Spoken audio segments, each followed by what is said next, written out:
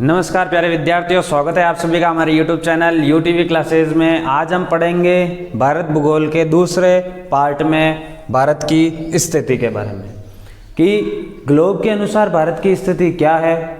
जैसे आप अमेरिका या कई और पश्चिमी गोलार्ध के अंदर जाओ या दक्षिणी गोलार्ध के अंदर जाओ तो वहाँ पर आपको अगर कोई पूछे कि आप कौन से जगह से आए हैं, तब आप विश्व के अनुसार तो बता सकते हैं स्थिति भारत की, और एशिया के अनुसार भी आप उनकी स्थिति बता सकते हैं कि हम एशिया के किस ओर से आए हैं और विश्व के अनुसार ग्लोब में किस ओर से अपन आए हैं। तो अपन को सबसे पहले भारत की स्थिति पता करनी है और भारत की स्थिति के बारे में अपने को पढ़ना है।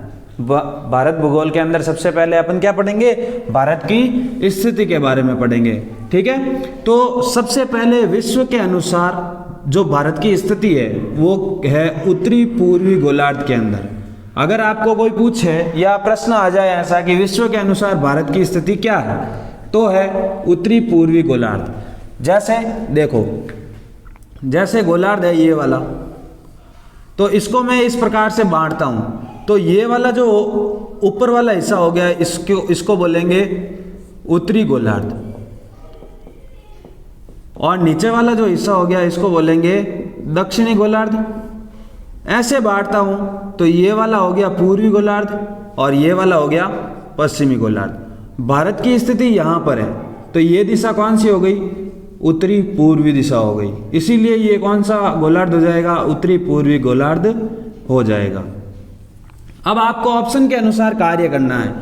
अगर ऑप्शन के अंदर केवल और केवल उत्तरी गोलार्ध हो, उत्तरी पूर्वी गोलार्ध नहीं हो, तो आपको केवल और केवल उत्तरी गोलार्ध ही भरना है, क्योंकि कई जगह पर उत्तरी गोलार्ध भी आता है और परफेक्टली अगर कोई है तो वो है उत्तरी पूर्वी गोलार्ध।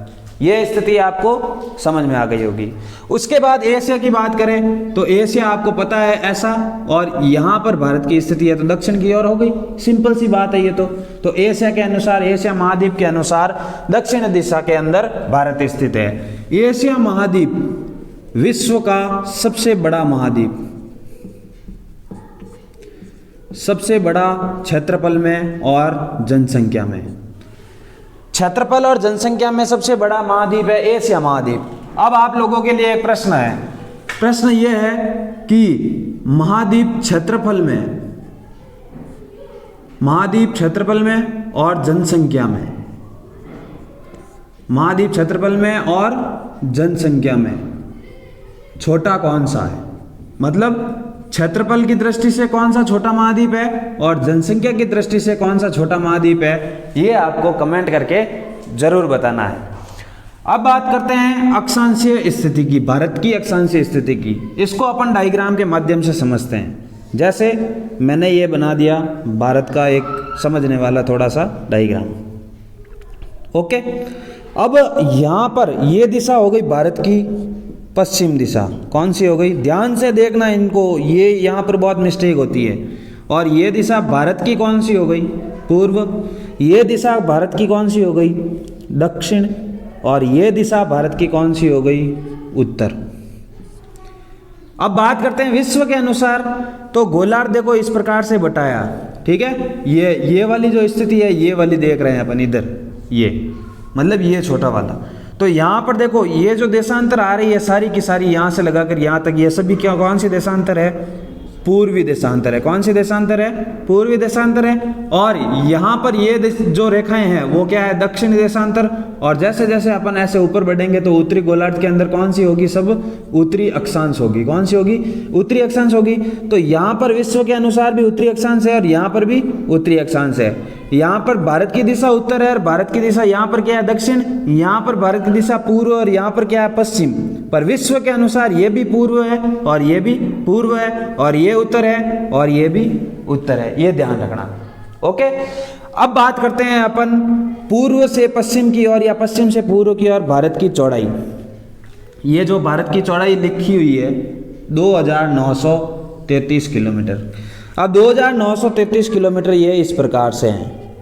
ठीक है, और 2933 किलोमीटर कहाँ से कहाँ तक है? तो यहाँ पर पश्चिमी जो छोर है वो है गौर माता, पोरबंदर, गुजरात। यहाँ पर एक स्थान है गौर माता जो कहाँ है? पोरबंदर में। गुजरात। और यहाँ से लगाकर यहाँ तक किबूत वलांगू अरुणाचल प्रदेश, यहाँ पर, ठीक है, किबूत वलांगू अरुणाचल प्रदेश। सर्वप्रथम सूर्योदय यहीं पर होता है। सर्वप्रथम सूर्योदय कहाँ पर होता है? किबूत वलांगू अरुणाचल प्रदेश। जहाँ पर सर्वप्रथम सूर्य होता है वहीं पर सर्वप्रथम क्या होता है? सूर्यास्त होता है। ओके। और सबसे बाद में सूर्योदय कहाँ पर होता है? तो सबसे बाद में सूर्योदय होता है यहाँ पर, गौर माता, भारत में, सूर्योदय और सूर्यास्त, ये ध्यान रखना है। इसके बीच में और इसके बीच में सूर्योदय में अंतर कितना है? लगभग 2 घंटे, लगभग 2 घंटे का सूर्योदय के अंदर अंतर होता है। हो गया। अब बात करते हैं उत्तर से दक्षिण की और ये वाली लंबाई की। और ये वाली भारत की जो लंबाई है वो कितनी है? 3214 किलोमीटर, भी ध्यान रखना है आपको। तो लंबाई जो है वो है 3214 किलोमीटर। और कहाँ से कहाँ तक है? तो इंदिरा कॉल लद्दाख से कन्याकुमारी तमिलनाडु मुख्य भूमि है। ये मुख्य भूमि कहाँ से कहाँ तक है? इंदिरा कॉल लद्दाख से कन्याकुमारी तमिलनाडु मुख्य भूमि तक। अगर अपन बात करें भारतीय संघ की तो इंदिरा बिंदु आपने सुना होगा, इंदिरा बिंदु जो कहाँ पर है? अंडमान निकोबार द्वीप समूह में। ओके।